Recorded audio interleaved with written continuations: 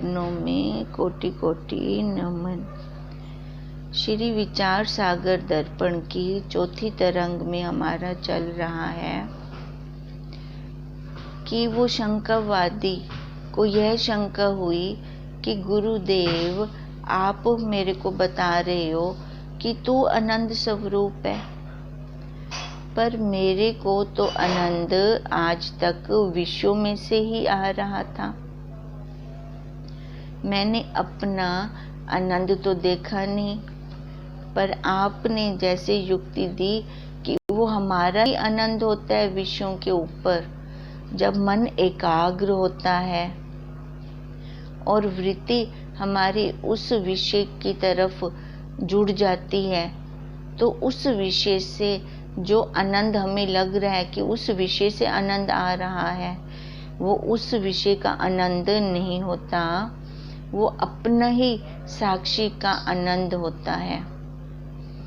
क्योंकि हमारा स्वरूप कैसे है, हम सत्य हैं, चित्त हैं, आनंद रूप हैं। अब वो शंकावादी कहता है यही प्रभु, चलो मैंने मान लिया कि मैं आनंद स्वरूप हूँ, पर आपने फिर बताया कि जन्म मरण तेरे में नहीं है। अब मेरे को तो ये जन्म मरण रूपी दुख सारा संसार में दिख रहा है। आप कहते हो ये रस्सी में सांप की तरह है, भ्रांति के कारण है, पर मेरे को तो ये सारा ही सच्चा सच्चा लग रहा है। आप रस्सी में सांप की भ्रांति की तरह कह रही हैं, पर मैंने तो और मतों को भी सुना हुआ है। अब वो और मत, अब वो मेरे को कह रही हैं, अलग कह रही हैं। अब मैं क्या निर्णय लूं कि कौन सा मत सही है। अब वो पहला अपना मत बता रहा है, शून्यवादी बोध मत वाले। अब वो क्या कह रहा है शंकावादी कि शून्यवादी बोध मत वाले कहते हैं कि बौद्ध धर्म, अब उसने कौन कौन से मत सुन रखे हैं, एक बौद्ध धर्म वाले, एक न्यायिक और शैश्विक, और एक सांख्य मत वाले। इन्होंने रस्सी में सर्प की भ्रांति अलग अलग तरह से बताई है, इसलिए मेरे को समझ में नहीं आ रहा। अब सबसे पहले वो बौद्ध धर्म को ले रहा है कि बौद्ध धर्म में भी दो प्रकार के मत हैं, एक शून्यवादी और एक विज्ञानवादी। जो शून्यवादी हैं, अब वो कैसे हैं, असत्य ख्याति वाले। असत्य की परिभाषा हमने कल की थी, जो स्वरूप से ही नहीं है और उसकी भ्रांति हो तो उसको असत्य ख्याति कहते हैं। रस्सी में तथा अन्य सब जगह सर्प अत्यंत असत्य है, मतलब है ही नहीं।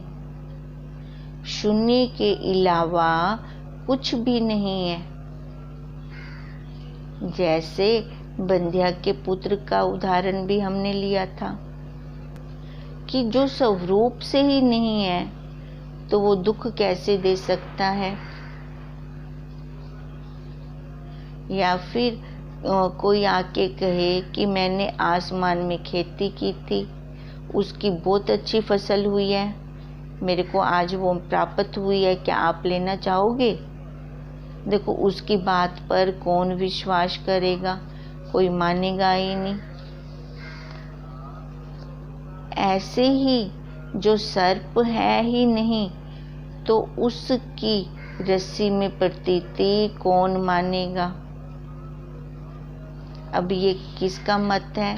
शून्यवादी का मत है, जो कहते हैं कि है ही नहीं, शून्य है। अब इसका एक वो और तरह से भी उदाहरण देकर बताते हैं शून्यवादी मत कहता है कि जैसे समाधि में जगत की अत्यंत शून्यता हो जाती है। देखो, बेहोशी में भी ये संसार शून्य रूप हो जाता है ही नहीं ये। और उस समय केवल हम दृष्टा हैं।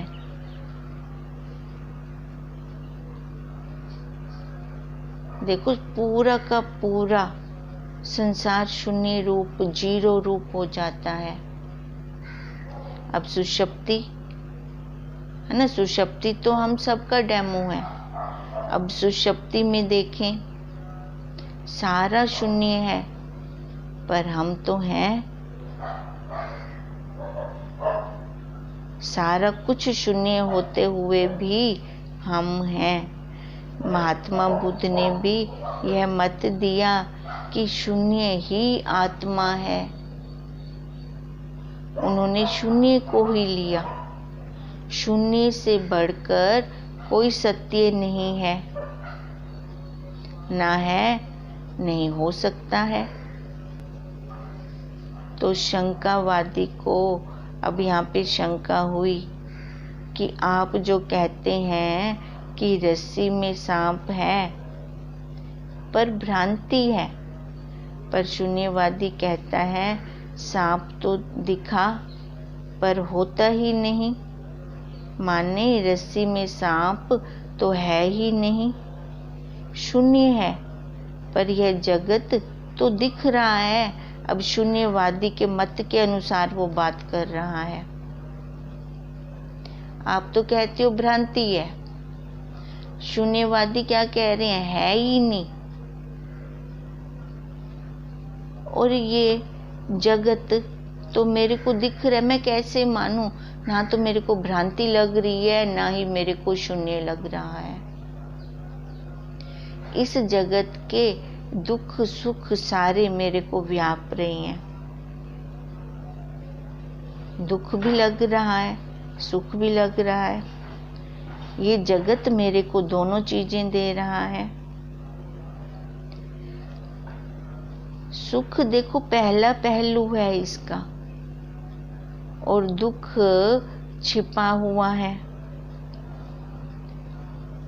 सबसे पहले माया सुख हमारे आगे रखती है, तभी उसकी चमक देखकर विषयों के पीछे हम भागते हैं। पर हाथ में दुख के अलावा और कुछ भी नहीं आता।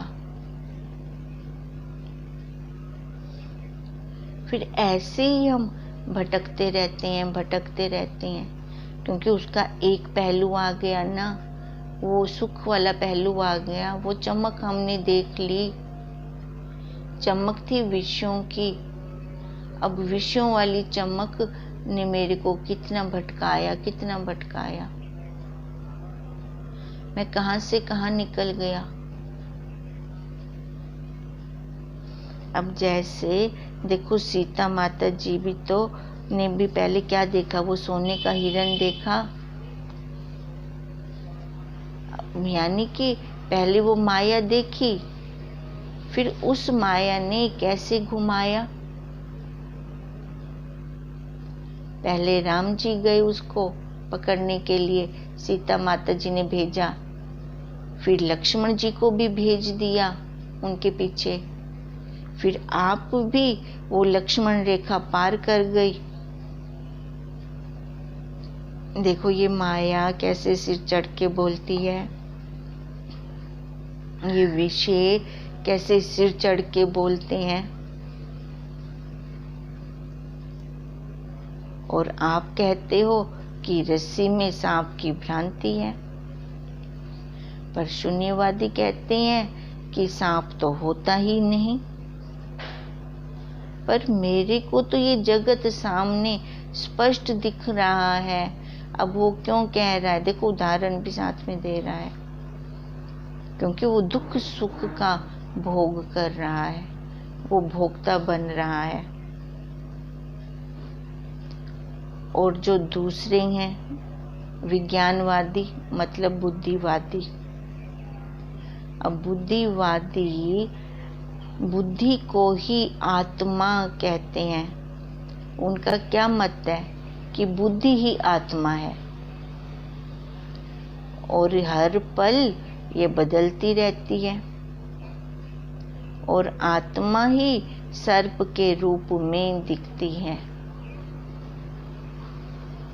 अब देखो, अब यहाँ ध्यान देने वाली बात है कि बुद्धिवादी बुद्धि को ही आत्मा कह रही हैं, जबकि हैं उन्हीं के ही भाई, और शून्यवादी शून्य को आत्मा कह रही हैं।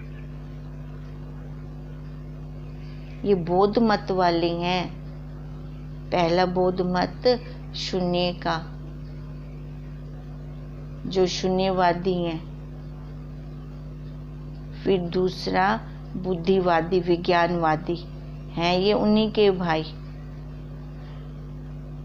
और उन्होंने ये क्या माना कि जगत ही आत्मा में है नहीं, रस्सी में सांप है नहीं। पर उनके ही दूसरे भाई ने उनसे आगे की बात कह दी कि बुद्धि आत्मा है और बुद्धि ही सांप के रूप में आगे दिखती है। रस्सी में सांप है नहीं। अब देखो, अब यहाँ पर फिर शंकावादी कहता है पर जगत तो सबको काटता हुआ दिखता है। आप भ्रांति कह रहे हो। शून्यवादी कह रहे हैं कि रस्सी में सांप है ही नहीं, शून्य है, बस वही शून्य ही आत्मा है। और ये विज्ञानवादी कह रही हैं बुद्धि आत्मा है।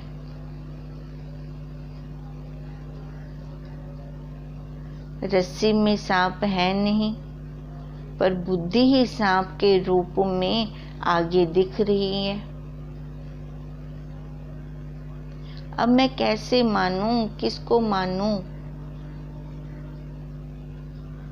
देखो, हम अपना उदाहरण लें तो ये जवानी में तो जगत हमें बहुत रंगीन लगता है। अगर हमें गुरु का ज्ञान नहीं है, जिन संसारियों के पास गुरु का ज्ञान नहीं है, या हम फिर अपनी पहले वाली अज्ञान काल वाली अवस्था को भी देख सकती हैं, तो ये जगत कितना रंगीन लगता है। और फिर अपने बुजुर्गों को देखें घर पर, तो ये जगत, यही जगत जो जवानी में उनको रंगीन लगा था, उन्हीं का ही उदाहरण लेते हैं। उन्हीं को, जिनको वो रंगीन लगा था, और वही बुढ़ापे में उनको कैसे ये काटता हुआ दिखता है। जवानी में कैसे होता है? सीपी में चांदी की तरह।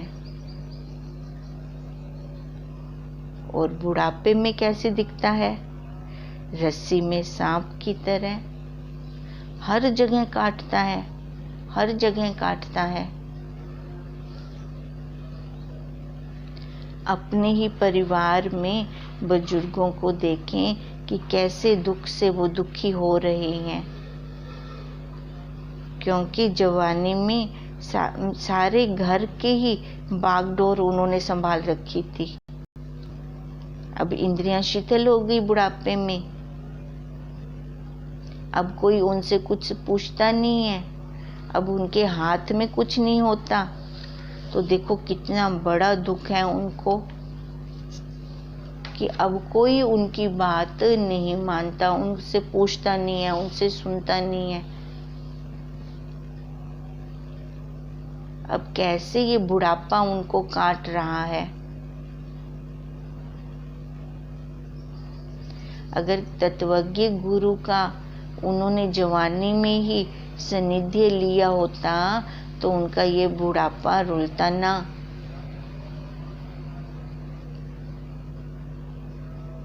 ये जगत तो ऐसा ही रहेगा। जवानी में तो ये पांचों भूतों के विषय प्रबल होके रहेंगे, प्रबल होके रहेंगे, प्रबल ही हैं। और देखो ये विषय क्या दे रहे थे हमें, तपन दे रहे थे अंतःकरण में, मन में। अब ज्ञान से जब हम इसके साक्षी हो गए इन विषयों के, तो कितनी ठंडक मिलती है। अब जगत तो वैसा का वैसा है। अब ज्ञान से, अब ज्ञान भी कैसे आया, तत्वज्ञ गुरुदेव के सानिध्य में रहने पर और विचार करने पर।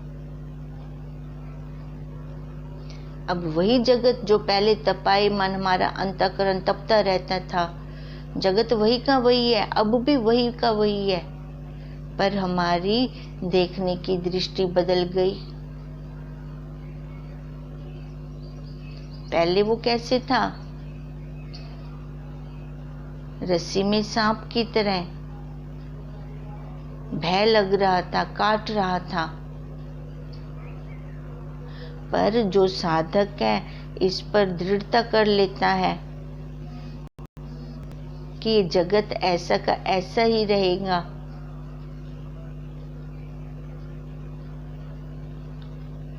उसको ही आत्मा में सब कुछ फिर दिखता है। देखो अपनी दृढ़ता है, अंदर बाहर वही तो है। मैं हूं तो ये आत्मा है, ये शरीर है ना, हम है तो ये प्राण और आत्मा का जब समन्वय होता है, मिलते हैं, तब तो ये जीव बन गया, जीवित हो गया। अब जीवित हो गया तब तो इसने जाना अपने आप को भी और उस साक्षी को भी, तभी तो ये शब्द हैं, तभी ये वाणी है, तभी ये स्पर्श है, गंध है, रूप है, रस है। हम अपने आप के जाने, अपने आप को महत्व दें। हम ईश्वर के अंश हैं, परमात्मा के स्वरूप हैं। अगर ये साधक ऐसी दृढ़ता करता है तब कोई भ्रांति नहीं है, तभी ये संसार जो रस्सी में सर्प की तरह काट रहा था वहीं खत्म हो जाता है। शून्यवादी कह रही हैं कि शून्य आत्मा है और जगत रस्सी में सांप है, पर विज्ञानवादी कहता है कि रस्सी में सांप तो होता ही नहीं, बुद्धि आत्मा है और बुद्धि ही सांप के रूप में दिखती है।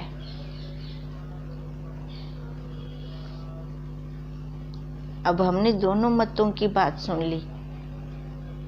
अब हम भी देखें कि रस्सी में सांप तो होता ही नहीं, पर सांप कहाँ पर बैठा होता है ये भी तो हमें पता हो ना, कि सांप कहाँ पर बैठा होता है, बुद्धि में, हमारे संस्कारों में। और यही सांप हमें भय दे रहा है। इसलिए उस शंकावादी को शंका हो रही है।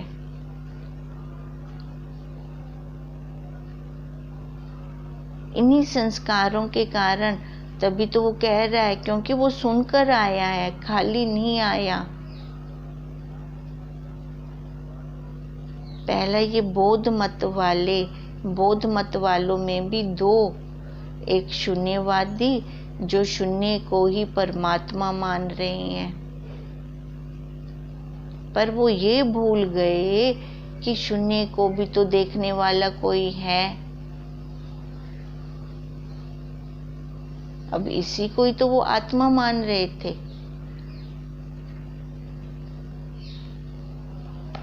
पर और उसका दूसरा भाई जो विज्ञानवादी है, उसने बुद्धि को आत्मा माना। देखो, बुद्धि तो पल पल बदल रही है, तो कि इसका मतलब आत्मा भी बदल रहा है। फिर उसके ऊपर तो वो वाले लक्षण ही नहीं घटते, वो सत्य चित आनंद वाले।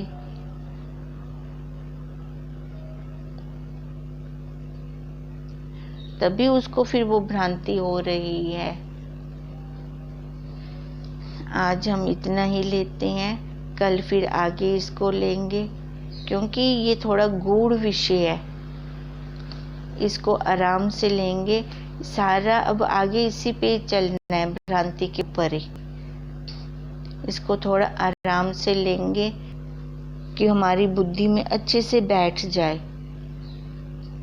क्योंकि हमारा यही संकल्प है, जैसे ये शास्त्र समाप्त होगा, पूर्ण होगा, ऐसे ही हमारी सारी शंकाएं भी खत्म हो जाएं और हमें अपने स्वरूप में दृढ़ता हो जाए। अब जैसे इस तत्व दृष्टि को होती जा रही है। ओम तम नमामि हरिं परम, ओम तम नमामि हरिं परम, ओम तम नमामि हरिं परम। ब्रह्म स्वरूप गुरुदेव के चरणों में कोटि कोटि नमन।